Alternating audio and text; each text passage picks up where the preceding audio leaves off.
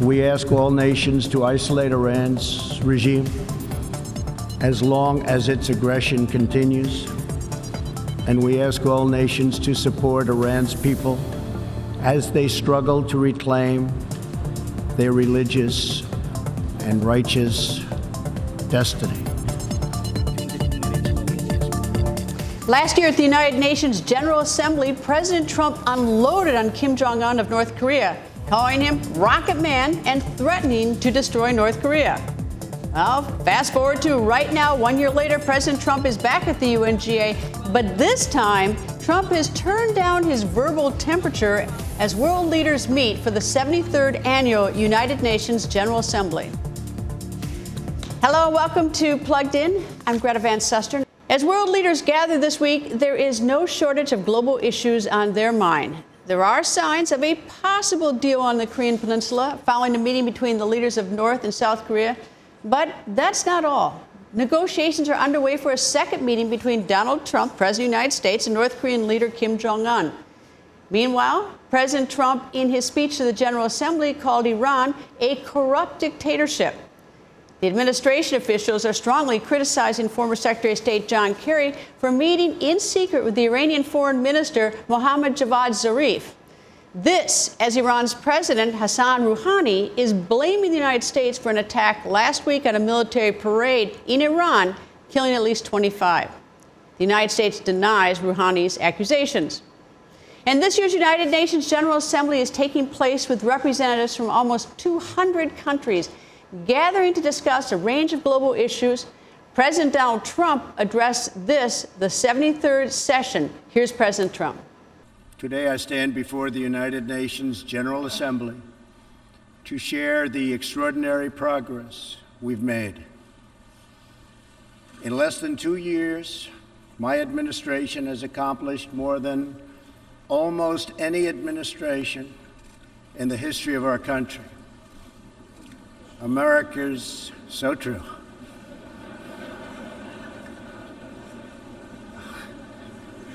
Didn't expect that reaction, but that's okay.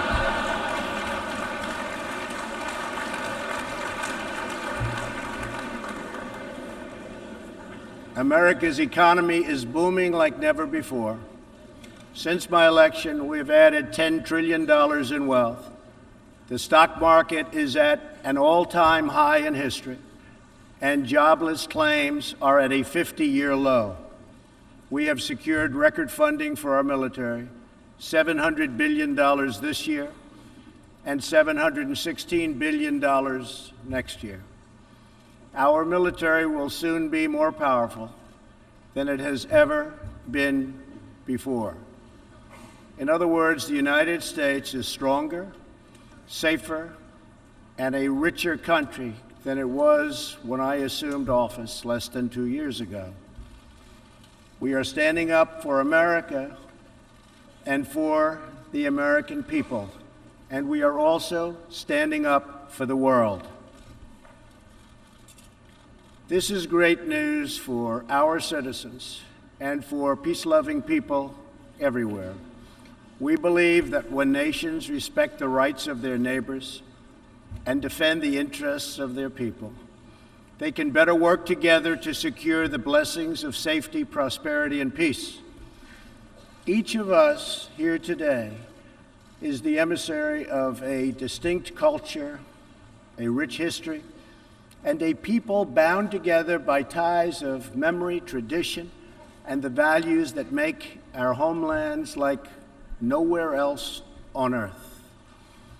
That is why America will always choose independence and cooperation over global governance, control, and domination. I honor the right of every nation in this room to pursue its own customs, beliefs, and traditions. The United States will not tell you how to live or work or worship. We only ask that you honor our sovereignty in return. With support from many countries here today, we have engaged with North Korea to replace the specter of conflict with a bold and new push for peace.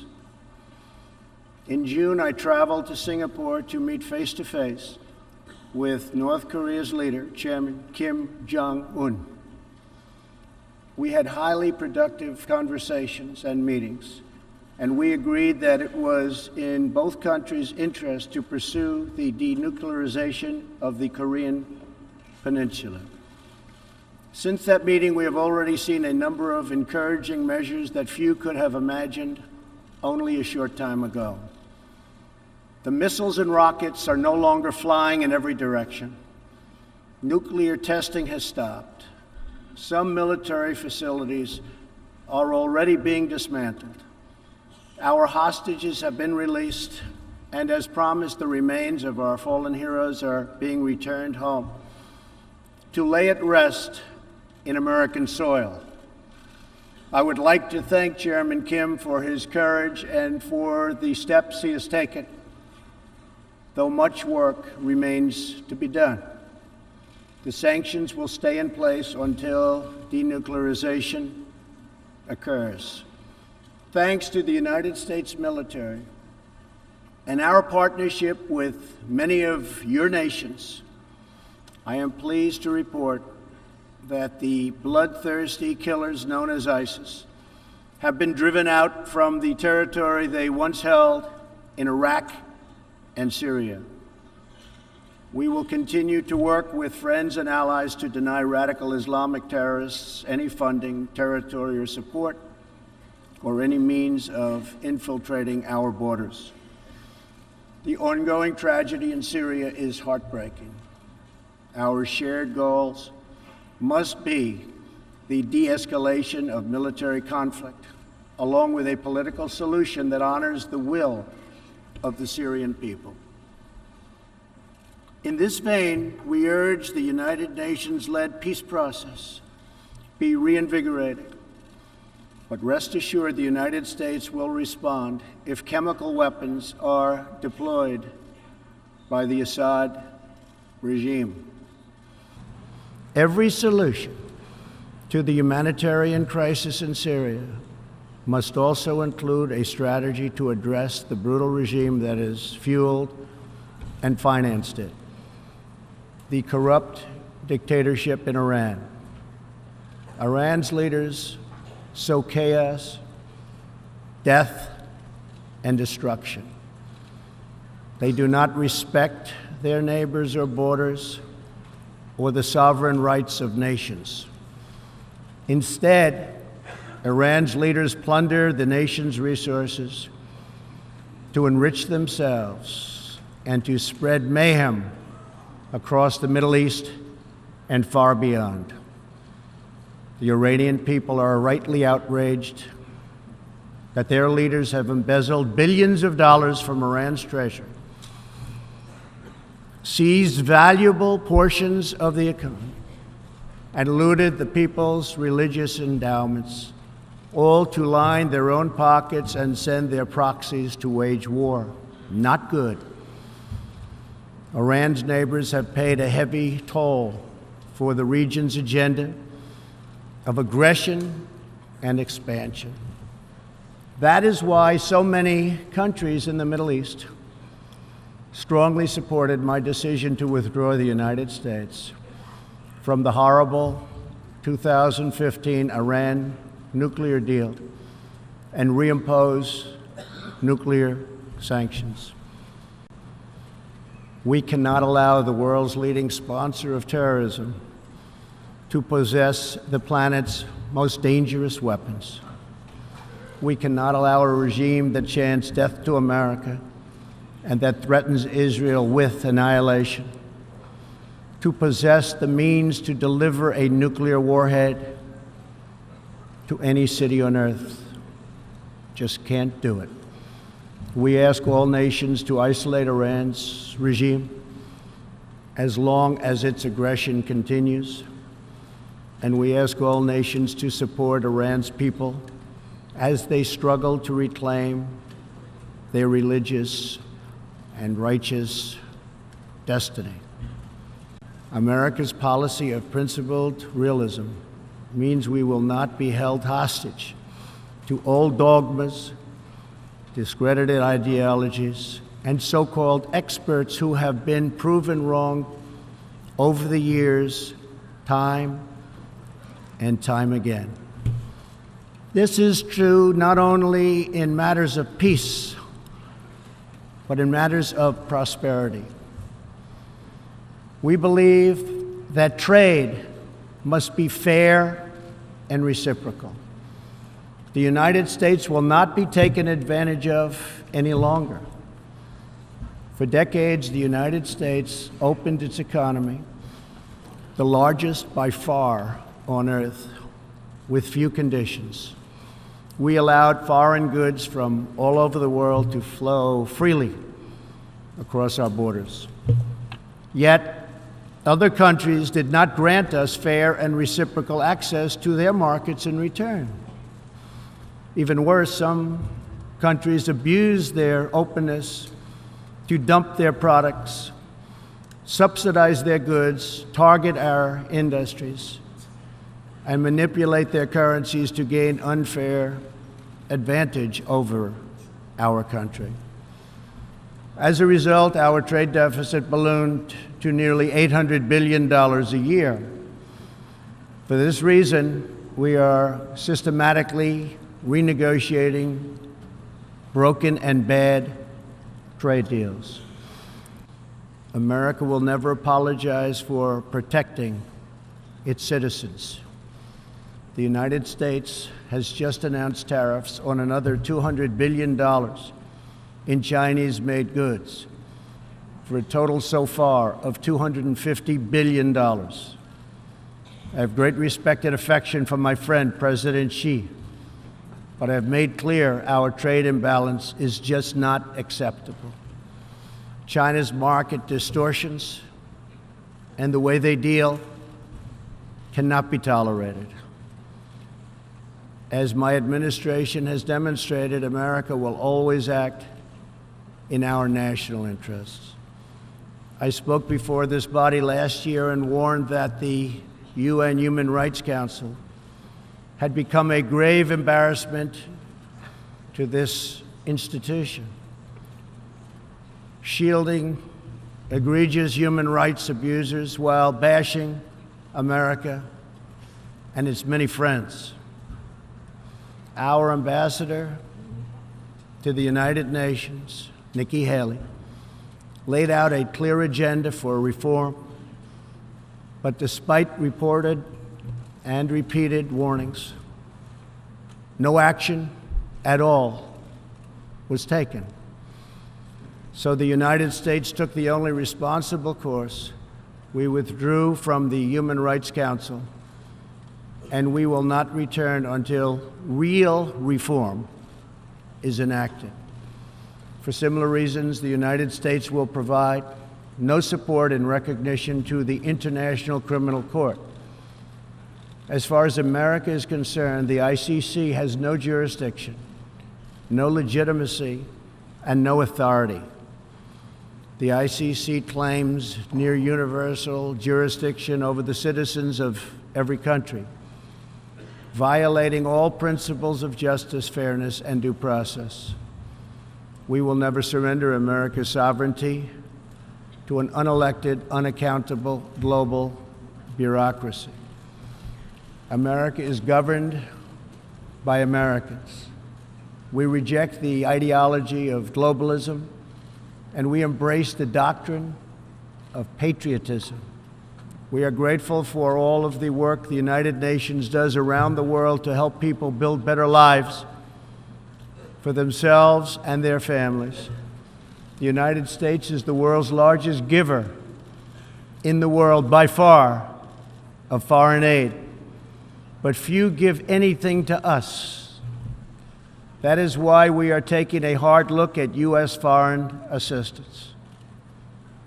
That will be headed up by Secretary of State Mike Pompeo. We will examine what is working, what is not working, and whether the sea has ever endured or peace has ever prospered. And so we must protect our sovereignty and our cherished independence above all. When we do, we will find new avenues for cooperation unfolding before us. We will find new passion for peacemaking rising within us. We will find new purpose, new resolve, and new spirit flourishing all around us and making this a more beautiful world in which to live. So together, let us choose a future of patriotism, prosperity, and pride. Let us choose peace and freedom over domination and defeat.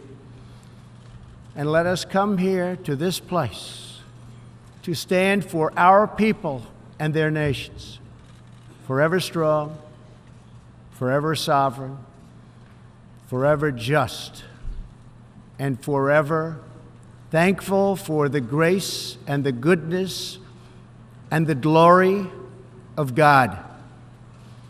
Thank you, God bless you, and God bless the nations of the world. Thank you very much. VOA United Nations correspondent Margaret Basheer explains how the president's message was received. So I think we had a very reserved Donald Trump this year. He didn't call anyone names. He didn't stun the audience as he did last year when he called Kim Jong-un Rocket Man and threatened to totally destroy North Korea. So a calmer, more statesmanlike, perhaps, Donald Trump. He complimented Kim Jong-un, said he showed courage in the steps he's taken, but he said that North Korea must denuclearize in order for sanctions to be lifted. We expected strong language on Iran. It was strong, but it wasn't as tough, perhaps, as many thought it might be. No ultimatums, no threats. He said the regime is corrupt, and he urged leaders to isolate Iran until they stop their bad behavior in the region. He touched on some domestic topics like migration, trade, speaking to midterm voters ahead of November elections. But I think one of the really important topics that he spoke about is the International Criminal Court. He said that the court has no authority, no jurisdiction, and no legitimacy. And these are very strong words. The U.S. has never been a big supporter of the court, but neither has it been an obstructionist of the court. And I'm afraid his words today are music to the ears of people like Omar Basheer in Sudan, to the Myanmar military, to warlords and dictators. And just hours before his speech, President Trump tweeted that despite requests, he had no plans to meet with Iranian President Hassan Rouhani. That would be during the General Assembly. Now, that tweet came less than a day after President Rouhani stated there is no such plan for a meeting. Since pulling out of the Iranian nuclear deal in May, Trump has reimposed economic sanctions that had been lifted as part of the original deal. Joining me is Mike Pregent, former intelligence officer with over 28 years of experience. He served in Iraq as an advisor to the Prime Minister's office. Nice to see you. Hey, thanks for having me, Greta. Okay, you don't like the Iran deal, but Russia, China, UK, Germany, and France, they say it's a good deal. They say it's a great deal because we had all the responsibilities in the deal. We were the responsible party that was supposed to keep Iran from a nuclear weapon, where all of those countries were set to reap the economic benefits of the Iran deal. And now we're seeing the European private sector not listen to the European governments. When their governments say stay in the deal, the European companies and the private sector are saying no, it's not worth the risk of U.S. secondary sanctions on our businesses. All right, so if President Trump has imposed sanctions and keeps imposing sanctions, what do those nations do about dealing with Iran? Well, we actually had a meeting with some Russian colleagues, some think tank colleagues in Berlin, and we talked about the Iran deal. We talked about what Russia was willing to put up with. And surprisingly, at least surprisingly to our Iranian counterparts, Russia will not allow the Islamic Republic of Iran to have a nuclear weapon. So Russia has now assumed the responsible position within the Iran deal to keep Iran from a nuclear weapon. It's still difficult. There's ways to skirt sanctions. China's very good at that. Russia's very good at that. But our European countries use the U.S. dollar. They use SWIFT. So it's still a deterrent. Some of the government-owned companies or some of the smaller companies are still willing to do business with Iran, but it's just because the spotlight hasn't been shown on them yet. All right. Iran says it has stayed in the deal. It has still kept its word. And even at the UN, the 5 nations I just stated, they said that Iran has kept its word. Is that not a signal to the United States that maybe it acted prematurely, or the president, in terms of pulling out? If Iran is doing as it said it would, and the other 5 nations confirm it? Well, the Obama administration argued that the Iran deal was never meant to curb Iran's negative influence in the region, to curtail its behavior. But the issue with the Iran deal is Annex 2 of the Iran deal did everything to re-energize and reinvigorate and empower this malign activity.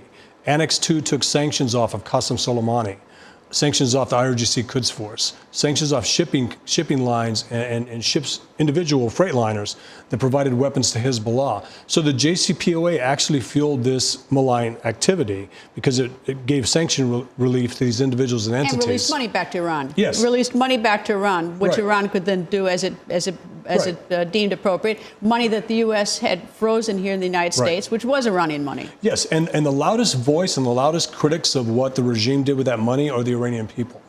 The Iranian people have protested and complained that the regime used the economic benefits of the JCPOA on adventurism, on the export of terrorism. You'll hear chants, no more Iraq, no more Syria, no more Yemen, no more Lebanon, focus on us. While the regime continued its ballistic missile programs, the Iranians were now paying the equivalent of $5 an egg in Iran on a $6,000 a year salary. Well, they've protested in some. I mean, we read about protests periodically, but the protests have not moved anything. I mean, nothing's really changed in terms of, it's had no effect. And the United States, every time there's a protest there, the United States, whether it's President Trump or President Obama, makes a statement saying, we stand with the protesters. And I'm thinking to myself, well, if you're with the protesters, what in the world does that mean, that you stand with us? Yeah, it's media coverage of the protests. If you have less than 1% of the population in the United States protest the day after President Trump's elected, and you have 24/7 news media and international news media, it's a big event. You have 12% of the Iranian population protesting with no media coverage. That's huge. These protests are leaderless. They're throughout the country. They're organic, and they all have the same theme. It's not about regime reform. It's about regime change. Has all the frozen money in the United States been turned over to Iran, or do we still have some of their frozen money? I believe we still have some of the money that is frozen that will actually go to victims of Iranian terrorism. All right, so there's some legal cases. Well, so the money side has pretty much been done, been complete. Right, so the thing that people have their eyes on, you can't do anything about the money. You're not going to get the money back. You're not going to change the behavior if they've scattered it around to Hezbollah or they're using it in the civil war in Yemen. You're not going to do anything about it. But if the nuclear weapon is contained, isn't that? I mean, their development. If they're not developing a nuclear weapon or a delivery process, isn't that a good reason to stay in the agreement? No, because of this. If we stayed in the JCPOA, it didn't matter if Iran had already spent that money. They were still set to become an economic powerhouse in the next 10 years. Which they are now anyway, well, absent the fact of the sanctions. Well, now the Toman and the Rial has lost 80% of its value, so they're not. They really messed up here. But if we stayed in and we didn't discourage European companies from investing, this regime would become an economic powerhouse, a conventional military threat, continue to advance its ballistic missiles, and at the end of the sunset clauses, which is literally 2025, they'd be able to put a nuclear warhead on top of a missile. And that's what we were trying to prevent, those of us that were against the nuclear deal. Two very controversial things. One is Secretary John Kerry meeting with the foreign minister from Iran, somebody dealt with when he and the President Obama signed the agreement. And the second thing is President Rouhani says that there's no meeting on the table with President Trump. President Trump says there's no meeting on the table, but should President Trump meet with Rouhani? So both questions. Okay, so what I think Secretary Kerry is doing in this civilian role, I think it's wrong. But the one thing that I would say is good news about this is he's less effective as a civilian than he was as Secretary of State. And what I mean by that is when he was trying to convince European companies to invest in Iran as the Secretary of State under the Obama administration, European companies were still saying no because Treasury is saying something different. All right, meeting with Okay, Trump should not meet with Rouhani because Rouhani doesn't make the decisions. The only thing, our top guy, President Trump, the only person he should meet with is the Supreme Leader, Khamenei. And we'll wait to see whether that ever happens. Yes. But anyway, we'll stand by. Anyway, thank you very much. Thanks, Greta. Thanks for having me. World Health is also on the agenda at the UN this week, and a South African delegation is in New York discussing tuberculosis, a disease still killing people all over the world, including South Africa. They're meeting with health ministers around the world, hoping to find a cure. World health is also on the agenda at the United Nations General Assembly this week. Miss South Africa 2018 is in New York to bring attention to tuberculosis back home. I had TB 3 years ago and I've been cured, and now I've actually dedicated my campaign as Miss South Africa to break the stigma around TB. She put her medical degree on hold to dedicate her time to this important topic because she is also a survivor. It's an ugly disease. People think that you have to have HIV to have TB. And as a medical student, so I was in my third year, and I contracted the disease, and I really thought that as an educated woman studying medicine I wouldn't feel the stigma. But no, I was still worried people were going to isolate me. The South African delegation was invited to New York because tuberculosis is very common in South Africa. It's important to me because I was diagnosed with tuberculosis 17 years ago, and I've been a spokesperson for my government and for my community ever since. The difference between ordinary TB and mine was that it was actually in my womb, and I've been infertile ever since. Jerry Elsden is also part of the South African delegation. She is here to discuss tuberculosis for the first time at the General Assembly. It takes 10.4 million people a year globally. And the challenge with tuberculosis is that there is a new strain of it, mainly because there's been a non-adherence to treatment. The treatment has still been long. There's been no innovation in diagnosis and treatment. It's certainly been left to be ignored. This is an opportunity for the South African delegation to get this topic on the UN agenda and to get more people to pay attention and meet with health ministers around the world to find a cure. Venezuelan President Nicolas Maduro says he is going to ask the United Nations for $500 million to bring back Venezuelans who have fled his country. He has not yet decided whether he will attend this year's meeting, but he hasn't been there since 2015. The United Nations says 2.3 million Venezuelans are living outside of Venezuela, and nearly 1.6 million have left since 2015. And this year's meeting is a historic one. For the first time ever, a Latina is president of the United Nations General Assembly. In June, the UNGA elected Ecuadorian writer, poet, and diplomat Maria Fernanda Espinosa to preside over the General Assembly. Ms. Espinosa previously served as Ecuador's Minister of Defense, and she now becomes only the fourth woman in history to preside over the United Nations General Assembly in its 73-year history. And before we go, a look at the effort to protect journalists around the globe. According to the Committee to Protect Journalists, in 2017, more than 40 journalists were killed around the world, with some other reports stating almost double that number. So far this year, 2018, well over 50 journalists have been killed. The continuing threat to journalist safety has prompted advocacy groups to act. In May, UN Secretary General Antonio Guterres and European Commission President Jean-Claude Juncker expressed their support for the creation of the position of UN Special Representative for the Safety of Journalists. This is an effort spearheaded by Reporters Without Borders, an international advocacy group for journalists and free press. The creation of this position would give power to the United Nations to hold member countries accountable for violence against journalists and potentially improve the safety of journalists around the world. The importance of a free and safe press to the entire world can't be overstated. That's all the time we have for today. Stay plugged in by liking us on Facebook at Voice America, and you can also like my Facebook page at facebook.com/Greta, and follow me on Twitter at Greta. Thank you for being plugged in.